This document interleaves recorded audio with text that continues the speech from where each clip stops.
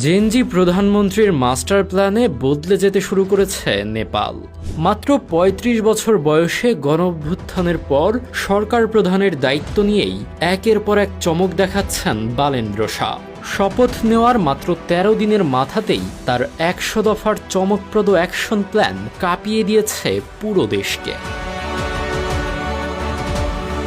The Kathmandu পোস্টের প্রতিবেদন অনুযায়ী নেপাল থেকে চিরতরে বিদায় করা হয়েছে ভিআইপি কালচার। রাস্তায় এখন আর কোনো নেতার গাড়িবহর নেই, উল্টো খোদ মন্ত্রীর গাড়িও বিনা বাধায় তল্লাশি করতে পারবে ট্রাফিক পুলিশ। দুর্নীতির বিরুদ্ধে জিরো টলারেন্স নীতি নিয়ে সাবেক প্রধানমন্ত্রীকেও পাঠানো হয়েছে শ্রীঘরে।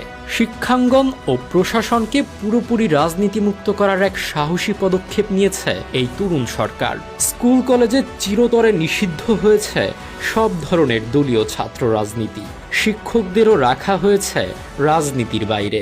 পাশাপাশি শিশুদের মানসিক চাপ কমাতে পঞ্চম শ্রেণী পর্যন্ত সব পরীক্ষা বাতিল করা হয়েছে।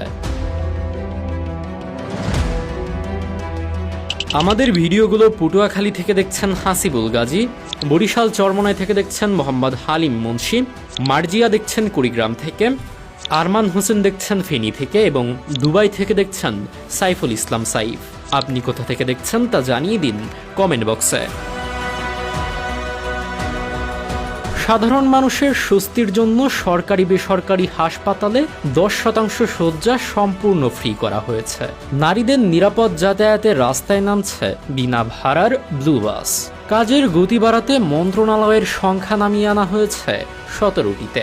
কথা কম কাজ বেশি, এমন মন্ত্রেই যেন নতুন এক আধুনিক নেপাল গড়ার পথে দুর্বার গতিতে ছুটছে বালেন শাহর এই তরুণ প্রশাসন।